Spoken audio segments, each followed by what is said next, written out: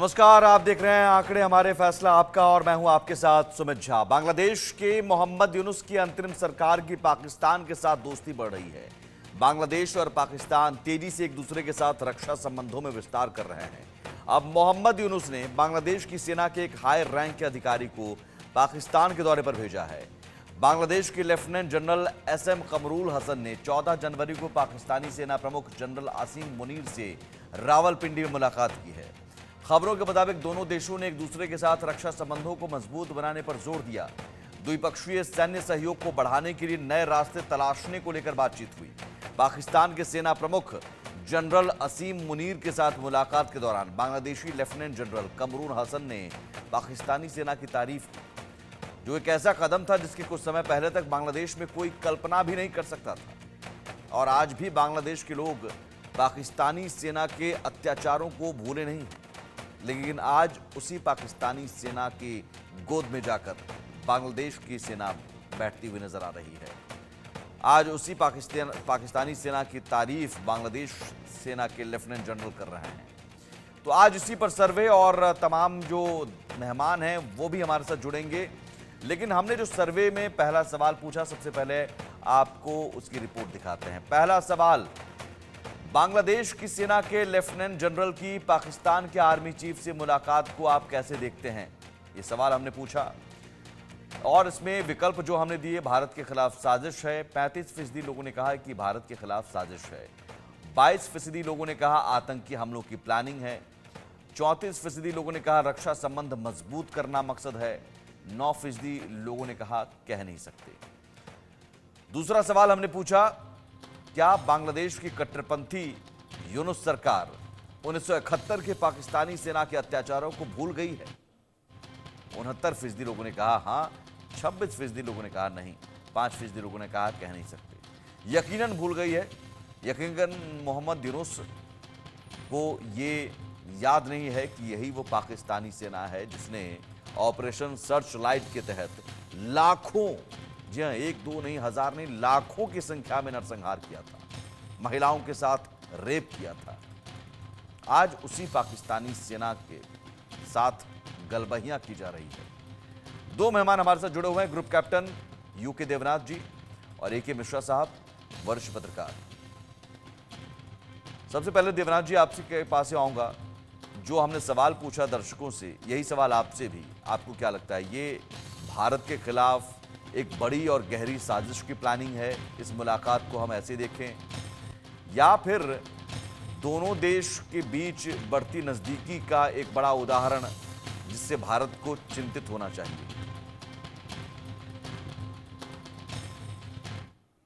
पाकिस्तान में जनरल मुरली से मिलने के लिए बांग्लादेश के लेफ्टिनेंट जनरल कमरुल जा रहे हैं, ये खबर पिछले 4-5 दिन से डिप्लोमेटिक चैनल पे चल रही थी।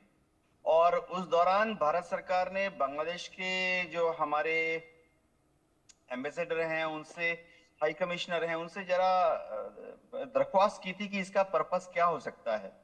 बांग्लादेश गवर्नमेंट ने ऐसे रेस्पॉन्स दिया है कि दोनों देशों के बीच में नॉर्मल रिलेशंस को डेवलप किया जा रहा है। लेकिन मैं आपको बता दूं कि बांग्लादेश में फिलहाल उनकी आर्मी जो है वो 3 धड़ों में बंट चुकी है। बांग्लादेश आर्मी का एक धड़ा तो ऐसा है जो कि अवामी लीग के समर्थन में पहले भी रहा था, शेख हसीना के समर्थन में पहले भी रहा था। ये वो अफसर हैं जो कि अपने को मुक्ति वाहिनी का उत्तराधिकारी मानते हैं जी। बांग्लादेश की फौज में हमेशा से ही एक धड़ा ऐसा भी रहा अफसरों का जो कि ज्यादातर बिहारी मुस्लिम थे। भारत से जो मुस्लिम गए बांग्लादेश, यानी वो ओरिजिनली बंगाली नहीं थे। ये जो ऑफिसर्स हैं ये अपने को पाकिस्तान के ज्यादा करीब देखते हैं। और 1971 के आजादी की लड़ाई में भी बांग्लादेश की आर्मी का एक हिस्सा ऐसा था जिसने पाकिस्तानी आर्मी का सहयोग किया था और मुक्ति वाहिनी के विरुद्ध लड़ा था। तो जैसे जनरल जियाउल हक हैं, बेगम खालिदा जिया हैं, या BNP है, वह इस तरह के जनरल्स के सपोर्ट में आगे रहती है, इस तरह के ऑफिसर्स को प्रमोशन देती है। दुख की बात है कि बांग्लादेश में एक छोटा सा न्यूट्रल धड़ा भी है बांग्लादेश आर्मी का, ऑफिसर्स का, जो अपने को पॉलिटिसाइज नहीं किए हैं। लेकिन उनकी बात फिलहाल ना तो जो अंतरिम सरकार है वो सुन रही है, ना बांग्लादेश की जो इस्लामी ताकतें हैं वो सुन रही है, ना ही बांग्लादेश की जो मुस्लिम छात्र शिविर है वो सुन रहे हैं। तो लेकिन अभी मेरा आकलन ये है कि अगर ये पाकिस्तान गए हैं तो ठीक है, उससे भारत को ऐसा शायद कुछ इमीडिएट मिलिट्री थ्रेट नहीं है। इसके पहले भी बांग्लादेश की आर्मी, नेवी, एयरफोर्स जो है वो हथियार लेते रही है चाइना से, हथियार लेते रही है पाकिस्तान से। भारत सरकार ने 1971 के बाद कई बार पेशकश की बांग्लादेश की आर्मी के साथ कि आप भारत से भी हथियार ले सकते हो, गोला बारूद ले सकते हो, लेकिन बांग्लादेश ने भारत को कभी प्रेफरेंस नहीं दी। शेख हसीना जब पावर में होती थी, यानी जब अवामी लीग पावर में होती थी, उन्होंने भी हथियार जो हैं हिंदुस्तान से नहीं लिए, गोला बारूद हिंदुस्तान से नहीं लिए, कभी चीन से ले लिए, कभी पाकिस्तान से ले लिए, कभी तुर्की से ले लिए। जी। लेकिन यह है ए.के. मिश्रा जी, दो फिर एक पहलू नजर आते हैं जो अब यूके देवनाथ जी कह रहे हैं कि इसमें दरअसल बांग्लादेश की आर्मी के बीच जो कॉन्फ्लिक्ट है, उस कॉन्फ्लिक्ट को लेकर भी ये मुलाकात हो सकती है कि साहब देखिए आप ही अब कुछ कर सकते हैं और जो जमायती कट्टरपंथी समर्थक हैं उनको हम आगे लाना चाहते हैं, क्योंकि मौजूदा जो सेना प्रमुख हैं उन्होंने भारत के साथ बेहतर संबंध या संतुलित रिश्ते की बात वकालत की थी। तो क्या ये बांग्लादेश की सेना के अंदर जो उथल पुथल मची हुई है उसके बीच में ये मुलाकात उस नजरिए से देखा जाए, या फिर ये गठजोड़, आतंकियों के गठजोड़ को हम देखें? देखिए, चोर चोर मौसेरे भाई, और मैंने ये चीज इसलिए कहा, इसके पीछे एक बहुत बड़ा हिस्टोरिकल और साइकोलॉजिकल पस मंजर है, इसको समझ लीजिए। पाकिस्तान किनको हीरो मानता है? गजनवी को, अब्दाली को, बाबर को। वही चीज जो आप बता रहे थे, जिसने जिसने अत्याचार पाकिस्तानियों के ऊपर किया, इतिहास में पहले लूट मार की और वहां पे रेप किया, उनको पाकिस्तान और पाकिस्तान की आर्मी, पाकिस्तान का देश अपना हीरो मानता है।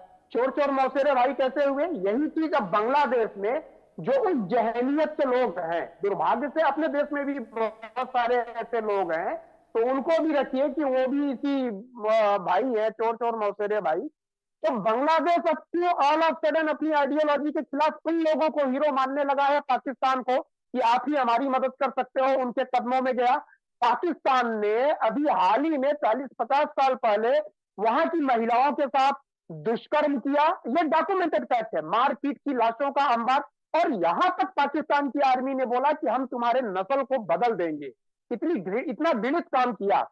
अब ऐसा क्यों कर रहे हैं? ये होता है साइकोलॉजिकल, एक इनके अंदर फैक्टर है, फीलिंग है, एहसास कमतरी, मतलब अपने आप को दूसरों से कम समझना। जो मारेगा उससे कम समझेंगे ये लोग अपने आप को, आइडियोलॉजिकली भी ये वीक है। तो जो ये एक इंफीरियरिटी कॉम्प्लेक्स है, ये दोनों के बीच बहुत जबरदस्त बॉन्डिंग है कि बांग्लादेश जाके पाकिस्तान के चरणों में लेट गया। जियो पॉलिटिक्स के हिसाब से देखिए, आज की डेट में जबकि यूनुस फेल हो गया है, मतलब प्रैक्टिकली फेल हो गया है, उसका वहां से भागना बाकी है। डीप स्टेट अमेरिका वगैरह यूरोप में जो है वो भी ऑलरेडी फेल है, क्योंकि ट्रंप की सरकार आ रही है। भारत झुका नहीं है और भारत ने शेख हसीना को शरण दी है, कहीं से कोई गुड न्यूज नहीं है। तो बांग्लादेश को कौन शरण देगा?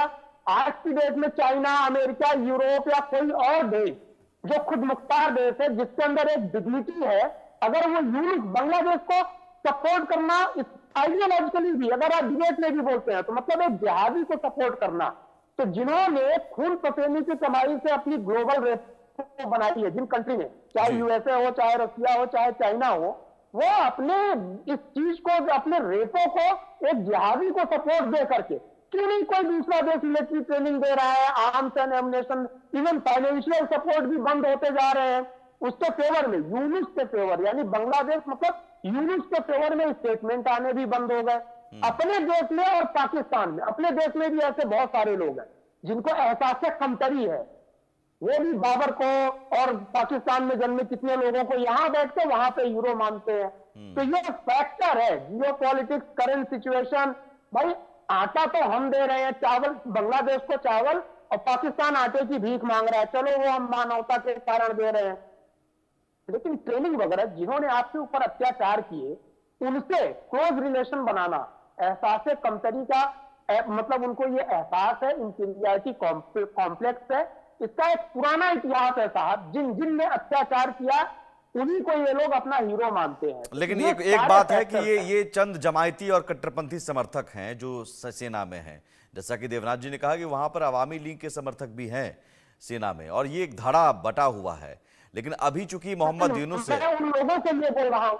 हाँ, नहीं नहीं, तो ये मैं उन लोगों के मैंने लिए बोल रहा हूँ मैंने जो इस यही सवाल मानसिकता के हैं कहीं मैंने पे भी। मैंने यही सवाल एक मिश्रा जी मैंने यही रखा कि क्या ये सेना में, बांग्लादेश की सेना में अब किसकी पकड़ मजबूत हो और ये पाकिस्तान के इशारे पर सब कुछ होगा और पाकिस्तान की सेना की इसमें मदद हो, क्या इस एंगल से देखने की जरूरत है? सवाल यही था मेरा कि बांग्लादेश की सेना में एक नहीं, बिल्कुल, हाँ, एक पावर, इसी अलग एंगल अलग से पावर देखने की सेंटर बन जरूरत गए है। हैं, तो पावर हासिल करने की ये होड़ है और हाँ। उसमें पाकिस्तानी सेना की मदद लेने की कोशिश है ये। नहीं, देखिए बिल्कुल है। देखिए पाकिस्तानी सेना की मदद ये 2-3 फैक्टर के कारण ले रहे हैं। बांग्लादेश में भी ऐसे लोग हैं जो खुद मुख्तारी को पसंद करते हैं, लेकिन अभी वो फ्रंट फुट पे नहीं है, क्योंकि शेख हसीना यहाँ बाहर है, भारत में है, तो उन लोगों का मोरल डाउन है। अभी जो वहां पे जिहादी या इस तरह की मानसिकता के लोग जो अपने ऊपर जिन्होंने अत्याचार किया उनको हीरो बनाना, इस मानसिकता के लोग जो है उनके लिए क्या है, यूनुस के साथ दिक्कत क्या है, वो लिंगर ऑन करके टाइम बाई कर रहा है। वो देखना चाहता है कि शायद ट्रंप मान जाए। अल्टीमेटली कोशिश उसकी ये रहेगी कि मैं न जाऊं। तभी वो बोल रहा था कि हम आते ही चुनाव कराएंगे, अब बोल रहा है दिसंबर में 2025 के दिसंबर, नवंबर, दिसंबर तक चुनाव होगा। इतना टाइम वो क्यों ले रहा है? सेटल डाउन करने के लिए और सेटल डाउन होने के लिए।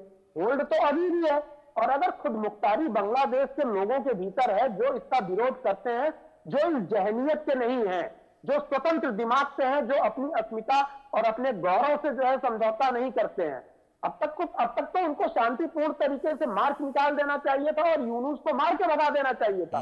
जी। लेकिन मुझे पता नहीं कि ऐसे आंतरिक क्या कंडीशन है। हो सकता है ये जिहादी लोग जो है बहुत ज्यादा वहां पे अभी ताकतवर हो, लेकिन अंत मुझे यूनुस का बहुत बुरा दिख रहा है। ये तो जितने शायद दिन इसी है, और अंत या पाकिस्तान भी क्या इसी क्या अंत का करेगा? डर है, इसी विदाई का डर है कि अब वो उनके चेले जो हैं, अगर बांग्लादेशी सेना में जो ये लेफ्टिनेंट जनरल हैं, ये होंगे मोहम्मद यूनुस के ही चेले जो गए हैं पाकिस्तानी सेना से मदद मांगने। लेकिन इन सब के बीच भारत के लिहाज से सवाल हमने पूछा सर्वे में, उस सवाल पर भी आते हैं आपके पास। सवाल हमने पूछा कि बांग्लादेश और पाकिस्तान की बढ़ती दोस्ती से भारत को सचेत रहने की जरूरत है। 92% लोग कहते हैं हाँ बिल्कुल सचेत रहने की जरूरत है। 8% लोगों ने कहा कि नहीं, कोई सचेत रहने की जरूरत नहीं है, रूटीन मुलाकात हो सकती है, कह नहीं सकते। 0% यानी 92% मैक्सिमम जो लोग हैं वो कह रहे हैं कि सचेत रहने की जरूरत है। और चौथा सवाल हमने पूछा कि भारत बांग्लादेश सीमा पर बाढ़ विवाद के पीछे भी क्या पाकिस्तान की आईएसआई का हाथ है? 77% लोगों ने कहा हाँ, 19% लोगों ने कहा नहीं, 4% लोगों ने कहा कह नहीं सकते। तो ग्रुप कैप्टन यूके देवनाथ जी हमारे साथ जुड़े हुए हैं। देवनाथ जी, भारत को सचेत रहने की जरूरत है, मैक्सिमम लोग कह रहे हैं हाँ सचेत रहने की जरूरत है। एक तो पाकिस्तान और ऊपर से फिर बांग्लादेश की कट्टरपंथी और जमायती, तो चोर चोर मौसेरे भाई इकट्ठा हो रहे हैं, तो फिर खतरा ज्यादा बड़ा है। देखिए, बांग्लादेश में इस वक्त जो अंतरिम सरकार है वो इलेक्शन के बाद में क्या फिर से पावर पे आएगी, सबसे इंपॉर्टेंट सवाल ये है। और भारत सरकार ने, विदेश मंत्रालय ने अभी बार बार यह संकेत दिए हैं कि भारत बांग्लादेश के साथ जो संबंध है उनको नॉर्मलाइज यानी शांत तरीके से मेंटेन करना चाहता है। बांग्लादेश में बीच बीच में जो विरोधी ताकतें उड़ रही हैं, ये देखना पड़ेगा कि ये जो आवाज बांग्लादेश से आ रही है, ये ज्यादातर आवाज जो है उनके सोशल मीडिया में है, भारत विरोधी एलिमेंट। बांग्लादेश के हाई कमिश्नर या बांग्लादेश के विदेश मंत्रालय से भारत के विरुद्ध कोई ऐसे स्टेटमेंट आते नहीं है। अभी जैसे बॉर्डर का डिस्प्यूट है, बॉर्डर डिस्प्यूट, इंडिया ने जो बांग्लादेश बॉर्डर पर फेंसिंग करनी शुरू हुई है, ये तो 3 साल पहले, 2 साल पहले चालू हो गई थी।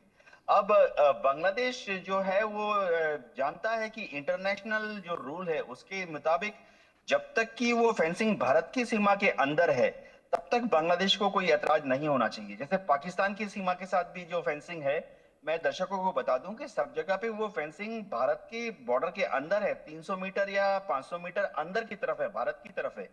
हमारे जब किसान होते हैं, जब उनको पाकिस्तानी बॉर्डर में फेंसिंग क्रॉस करके दूसरी तरफ अपनी ही जमीन पर ट्रैक्टर चलाने जाना होता है, तो वो बीएसएफ को बोलते हैं, बीएसएफ बॉर्डर से वो गेट खोल देते हैं।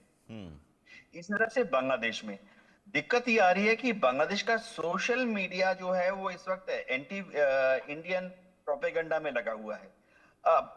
देखिए, वहां जो हमेशा जब भी बीएनपी ताकत पे आती थी, अभी जो मौजूदा गवर्नमेंट है इसमें भी आप देख लीजिए, या तो बीएनपी का इन्फ्लुएंस है या एक्सट्रीम कट्टरवादी ताकतें जैसे कि छात्र शिविर है, मुस्लिम छात्र शिविर है, या जमात के जो ग्रुप है, इनका जो है ये पहले भी हो चुका है कि जब भी ये आते हैं तो वो थोड़ा भारत विरोधी सुर अपनाते हैं। भारत को इससे कोई चिंता नहीं होती है क्योंकि दोनों देशों के बीच में मजबूती से सारे कामकाज चलते रहते हैं। जब ज्यादा ज्यादा दिक्कत हुई थी तब भी आप यकीन मानिए बांग्लादेश की जो आर्मी है, उनके एयरफोर्स है, नेवी है, उनके अफसरान भारत में ट्रेनिंग के लिए आते थे। जी। मैंने भी बांग्लादेश एयरफोर्स के ऑफिसर्स के साथ ट्रेनिंग की है, ऐसी कोई दिक्कत नहीं है। ठीक है, वो बोल रहे हैं पाकिस्तान के साथ भी ट्रेनिंग करेंगे, कर लें, तो चिंता की बात नहीं है कोई। संबंध नॉर्मलाइज हो जाएंगे क्योंकि अभी उनको वोट चाहिए। वो एक्सट्रीम धार्मिक विचारों को भड़का रहे हैं, एंटी इंडिया स्टांस लेने पर वहां वोट मिलते हैं। जी। खासतौर से बिहारी मुस्लिम से या बीएनपी का जो एक्सट्रीम राइट धड़ा है, जो कि थोड़ा धार्मिक विचारों से इन्फ्लुएंस्ड है। जैसे ही इलेक्शन होगा सब कुछ नॉर्मलाइज हो जाएगा और आप देखेंगे कि इलेक्शन के बाद मोहम्मद यूनुस तो प्रधानमंत्री रहेंगे नहीं। उनका अपना तो कोई राजनीतिक बेस है नहीं, अपने आप वो इलेक्शन में खड़े नहीं हो सकते।